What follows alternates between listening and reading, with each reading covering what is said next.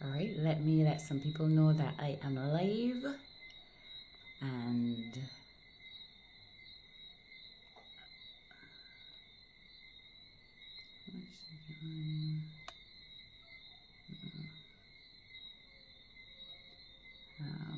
we have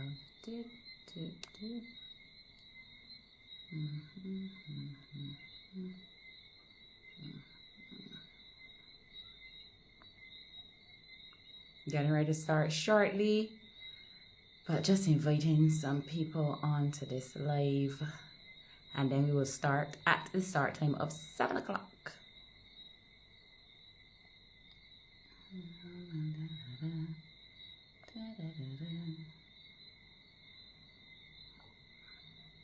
All right, so I am seeing some people are here. Hello, hello, hello, everybody.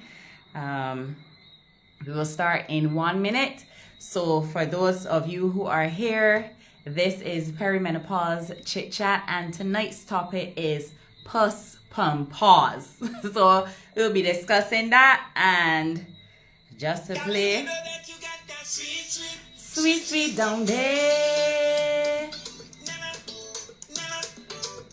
cause it's about down there, so you got the sweet, sweet down there.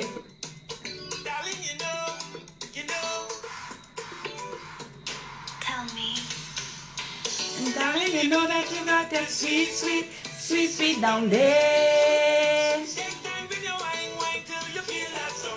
All right, I'm gonna try to make this short and sweet. So we are going to start Puss, Pause. So this is really about the genitourinary syndrome of menopause.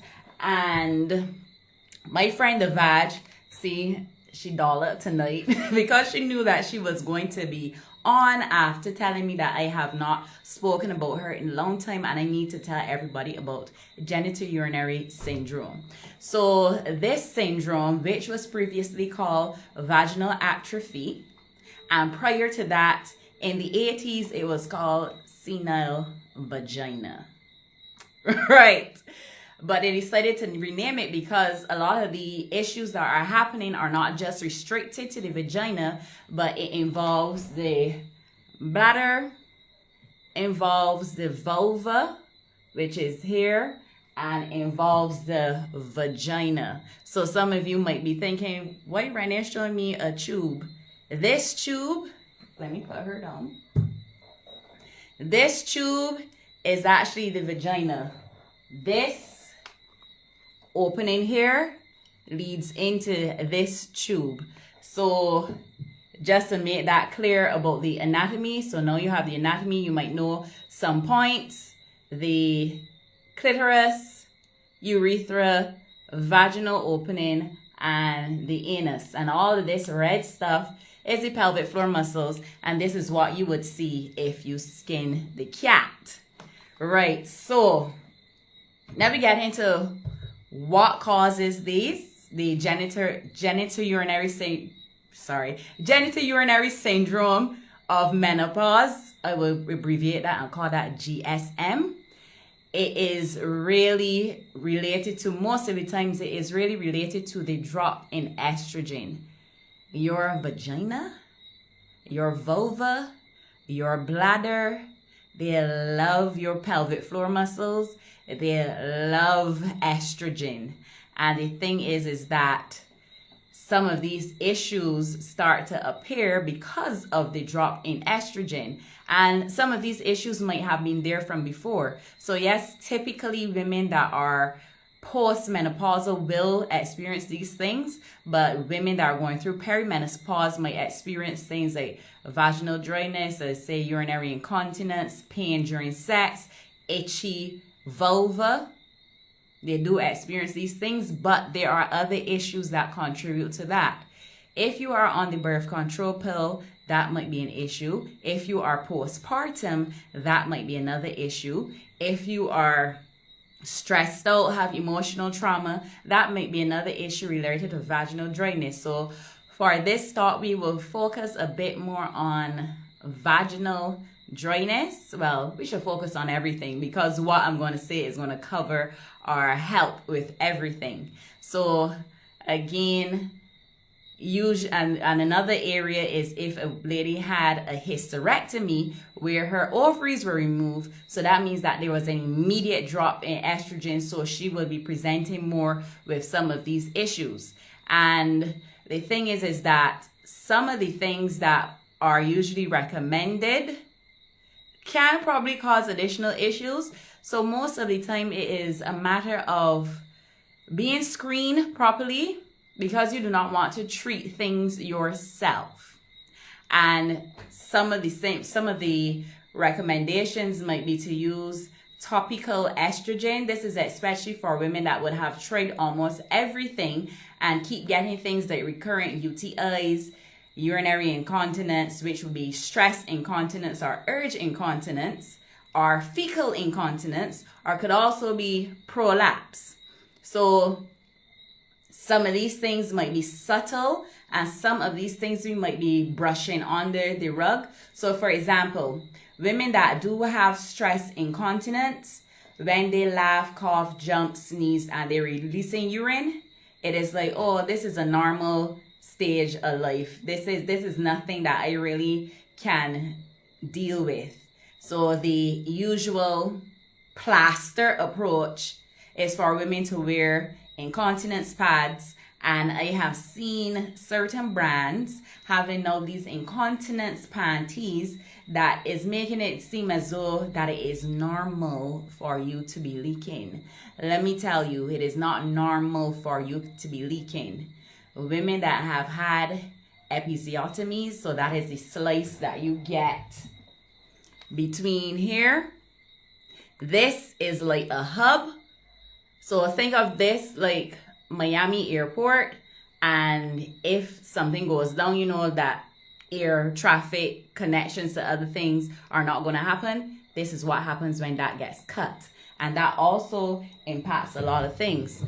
Other surgeries that you might have in the abdominal region will impact how your pelvic floor muscles function. So it is not enough to say that, oh, I going through perimenopause, so everything can dry out, I can be leaking, so I will just pop a pill or go and get incontinence pads or something like that. It is a bit more than that. Before I go into some of the things that you can do to address that, and this is going to be a very short life, so before we go into things that you can do to address that, we have to look at the emotional aspect, or what women are telling themselves going into this phase as well. If you are telling yourself that at a certain age, my vagina will be dry, like back in the day, the KFC biscuits that you would get, and don't drink the water. If you are telling yourself that that is what is going to happen, trust that is what is going to happen. If you are not taking the steps to improve your lifestyle, things will be affected. And it is not only that it affects you, it is going to affect your relationships as well. So that is why it's also important for men to understand what is going on, because the other issue is that women might have a drop in libido. And this again can be related to the drops in estrogen, yes, but there might be an underlying issue. There may be things related to the relationship, some emotional trauma going on there. And I don't know about you, but if somebody pisses me off, if a partner pisses me off, this has been something that has been going on and on and on and on and on, then trust girlfriend ain't gonna get wet. So it's just that this stage, like, kind of brings things to the surface that have probably been going on for a while, that you have probably been ignoring, but it's like, yeah, though, estrogen dropping, so really and truly I can't protect you as much anymore, so you need to pay attention. So men, you have to understand that you also have a role in this. And if it is a situation where you are just concerned about getting a nut, not caring how your partner feels prior to sex, during sex, and unfortunately, some women do endure painful sex just to please a partner, then something there is fundamentally wrong. You need to be able to have these conversations, and unfortunately, sometimes the divorce rate in this 40s to 50s area typically goes up. And that is again related to a lot of intimacy issues. So these are conversations that we need to have. It might be uncomfortable, or your partner might not feel comfortable talking about it, but these are things that we need to definitely engage in. It is not just a physical manifestation, it is an emotional manifestation of certain things as well. So do not ignore those things. The second thing, what women have not been doing is exercising your puss muscles. So that is again why some of these other things like the incontinence will happen, whether it be urinary, whether it be fecal, the prolapses that will happen. It is also due to some weaknesses in the pelvic floor muscles, because the pelvic floor muscles, it has different functions, and one of the functions is support. It supports all of the organs. But if you do not have that support, so think of it like a hammock. You can go and sit down in a hammock and it should hold your weight. But if that hammock has tears and is weak, trust that if you sit in that, your ass going to the ground. So that is kind of the same thing, like how your pelvic floor muscles act as a hammock. It holds and supports your organs in place. So if you have been neglecting that for a long time, then these are some of the issues that are going to surface. And it's not going to be necessarily due to estrogen. Estrogen might actually exacerbate those symptoms, but that was the underlying issue that has been happening for a while. So you have to exercise your pelvic floor muscles. But when we talk about exercising your pelvic floor muscles, your pelvic floor muscles do not operate in a vacuum. So it's not just a matter of just squeeze, release, squeeze, release, squeeze, release, and think everything is going to be okay. If you are stressed out as well, that can have an impact, because there is a connection between stress levels, your body inflamed, and that is going to affect how your pelvic floor muscles, your bladder, your vagina, everything works. And then there's the other layer. And just a reminder, if you have any questions to ask, you can ask them as well. But then also another reminder that things that will affect your pelvic floor muscles and other functioning is things like hysterectomy and scar tissue. Scar tissue affects the firing. So if you had a hysterectomy or anything like that, you should be addressing your scar tissue every single day. It is a lifetime thing that you need to be doing. So yes, as I said, estrogen is sometimes the main cause, but you have underlying issues that are happening there as well.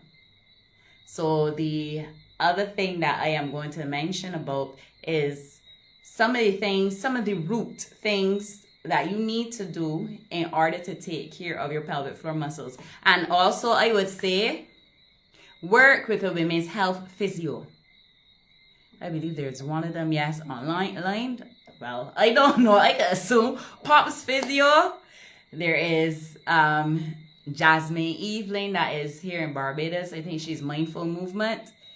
Work with a women's health physio as well to make sure that you get some of these issues addressed, because we can't be walking about upset, feeling traumatized, and feeling as though that there's no help for us.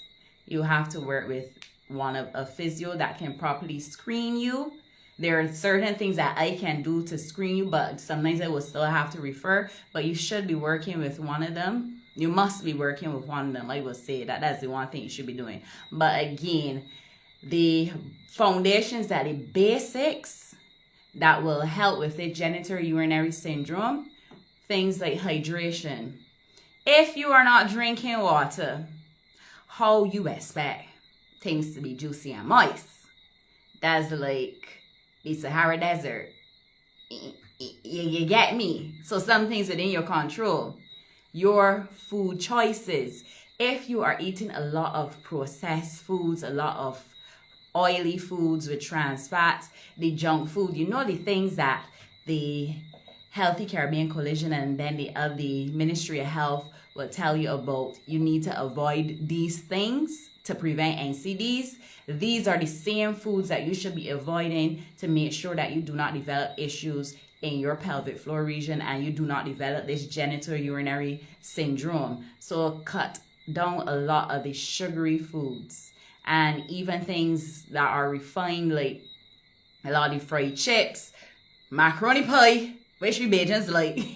You need to cut down on those. The soft drinks, the juice drinks, which are not juices. You need to clean up your diet. And knowing what foods are going to trigger you. Alcohol also could help trigger issues with the bladder, caffeine. So my girls are out there that like a lot of coffee and you realizing that your bladder is hurting you, things are happening. This bladder does not like those. So you need to address your, you need to address your diet. Learn how to breathe properly. A lot of us do not know how to breathe properly. So you gotta learn how to breathe properly. And just interjecting here in terms of the dietary things that you can do. A lot of those things I go through in my Let's Start Sex in Perimenopause workshop, which will be coming up in November. So if you want to be added to the waiting list to be notified, you can drop me a message in my DMs. Send me your email address and you will be added. So, as I was saying, and movement. There are certain things that are going to stiffen up.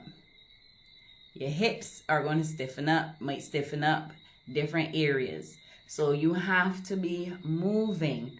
Your sedentary lifestyle can be contributing to your genitourinary syndrome. We know that we're supposed to be moving. And one of the things that we do as a culture, is part of our culture, is walking up. that is movement. That is what we call hip mobilization. So you can walk up. So think of it as you are doing things to preserve your health and to make sure that this is fine. You gotta walk up. It's not ifs nor buts. Walking up is going to help. All right. And then the other thing, which is going to be a little bit taboo, but the thing is that one of the things that's going to happen is that the vaginal walls are going to start to thin out. So you need to do things that are going to bring oxygen, bring circulation, start to bring up these juices, start to get her moist, start to get her alive. So you're going to have to do things either using, I would say solo cultivation for my girlies out there that do not have a partner. And for those of you who have a partner, please make sure that you are engaging in healthy sexual activity because it does help. But if you have trauma associated with sex, I would say that is something that you have to work with a therapist, because no amount of Kegels, no amount of eating right and things like that, if you have a disconnection or disassociation with her, then these things are going to persist. So you have to look at those things, and making sure that you take care of her will also ensure that you have orgasms, and orgasms will produce oxytocin. Oxytocin helps you to reduce your stress levels, and as you know, during perimenopause, we are super sensitive to stress. Our body is naturally inflamed, so we need everything, all the things in our arsenal in the back pocket to help us to reduce the stress levels and to make us feel good, and as though that this phase is not a shit show. Because one of the things that will be affected, you see this girly right here? She is affected. Your pleasure center is affected, and she can suffer from dysfunction as well, meaning that she will not be aroused, meaning that she will not get engorged, meaning that you will not have orgasms, meaning that sex will be just like ugh, or meaning that you will have just a lot of vaginal dryness. So you need to be doing things that are going to help her, right?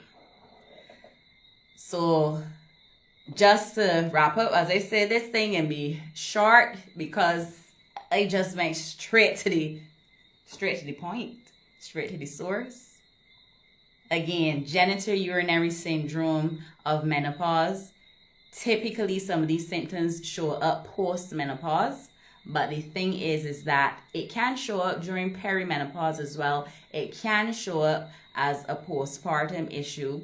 It can show up because you have some emotional trauma and things like that going on. It can show up because you are on the birth control pill, but really it is also because estrogen is dropping, and and because of this estrogen that is dropping, some of these things that were existing there for years are now coming to the surface. So whether it shows up as urinary incontinence, bladder pain, vulva itching, skin scaling, feeling paper thin like potato chips, vaginal dryness, tightness, pain during sex, cannot hold your feces, cannot hold in a fart. Those are things that you should not be ignoring. And dealing with this is a multidisciplinary approach, meaning that one single thing is not going to help. You might need a whole team. You might need somebody like me to do with you with your nutrition and your mindset and your thinking about this whole perimenopause stage. You might also need a women's health physio to help you to physically deal with some of the issues that might be happening, because Lord knows you might be presenting with trigger points in your pelvic floor muscles, that scar tissue that you have from your C-section or you have from your hysterectomy might be affecting that. You might need to speak to a sex therapist and to engage in things like sex for couples. I know a therapist that focuses on that aspect. You might need that person. You might need somebody else that is a supplier of toys to help you to relay certain things. And you might also need, the sex therapist might also be able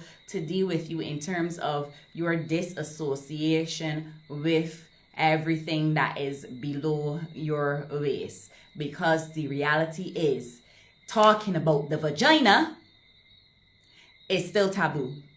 Somebody jokingly told me that when I said the vag, said that it sounds so raw. But I was like, but that's what the term is. So even if you have these thoughts or negative thoughts about thinking that saying vagina is a bad word, that is going to affect how you are. Even things in terms of your body image. If you look in the mirror and there are some women that do not like to have sex or anything like that with the lights on, that is another issue that is going to compound certain things. So dealing with all of those things, it's going to be a multidisciplinary approach. You will also need to talk to your OBGYN if you have done all of these things and you're still getting things like recurrent UTIs, prolapse, all of these different things. You might also need to go on vaginal estrogen, but I would say try to deal with all of the other issues first before going to other things like estrogen. Just take the time to really focus on you, focus on your vag. Don't forget, don't leave her out. Look at her, because some of us don't know what she looked like. And look at her for the year, 2 years, 3 years, 4 years, 5 years, and then all of a sudden realizing, oh, it ain't feel right. We'll be fine with an OBGYN looking. We'll be fine with your waxing lady looking. But you can look at her yourself. Same right there. So get accustomed to looking at her, inspecting her, because that is the way you will figure out when things are changing. Some women might not present with any of these issues, but you might notice that there will be changes. Something as simple as gray hairs turning up down there is something that you will notice and you'll be like, what the ass? What was this? But that is a signal that things are changing, so you must be aware. All right? So that is one of the symptoms. Treat your vag nice. Talk about her. Look at her, because this girlie made sure that I talk about her. Make sure that she feels good and pretty. Do not neglect her. All of this needs to be taken care of. All of this. So do not brush things under the rug and saying that it is normal and it will deal with itself, because it's not going to deal with itself. Right? All right. So I said this one was going to be short. Well, really, it wasn't that. Yeah, it was short-ish. But now, if you have any questions, you can go ahead and answer questions. If you don't have any questions, I will assume that everybody is fine with this. And in the meantime, or if you have any comments, you can comment as well. If you found this useful, give me some hearts. Don't let me stranded. So give me some hearts. Nobody gave me the heart.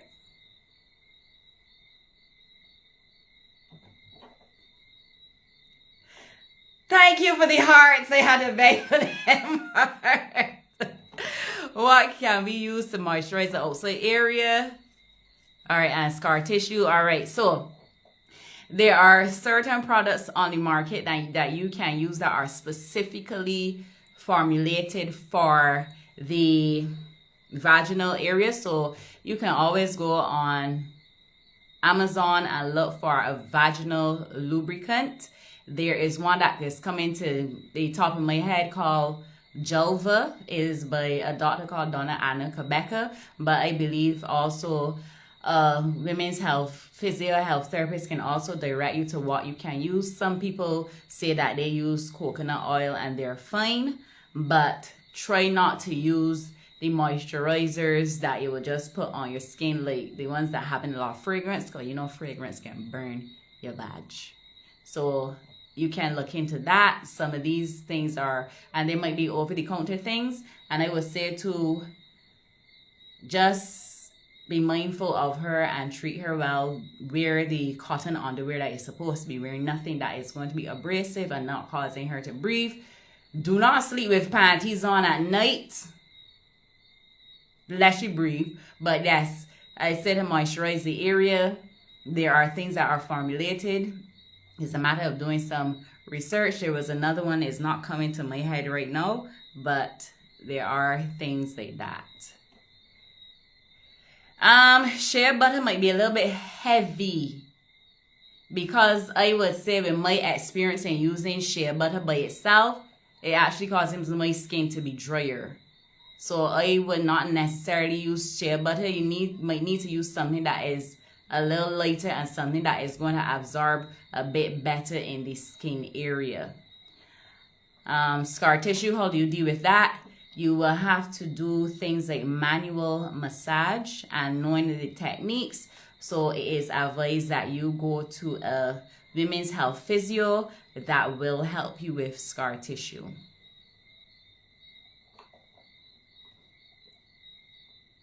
All right, let's see if we have any more questions. Warehouse Caribbean, I hope I have answered your questions. You can let me know yay or nay. TinyWhiney_98, you can let me know yay or nay if I have answered your questions. All right, good. You're welcome. You're welcome, Annie. Here is hot. Barbados is just a furnace right now. Anyway, so we went through that. So I will play our going out song.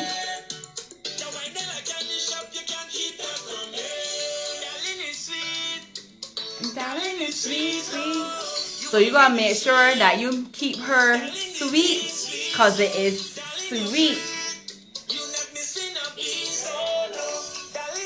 And if there are any particular questions that you have to ask, you can go to the link in my bio, and there is a form that you can go to ask specific questions. If it's anything in detail, that will also that might require a consultation, so I can go a bit deeper with you. But as usual, next week Friday I will be here again, 6:30 p.m. most likely here again, addressing another issue, because remember, this is Menopause Awareness Month, so we are talking everything about it. If you have not seen the live that I did last week, it is there on my profile, and it was called the Perimenopause Chit Chat, the Hidden Gem. You can always watch that as well. All right, so looking forward to talking to you again next week, and please have a good weekend. And as I would tell my clients, do something sweet for you, boo. Bye.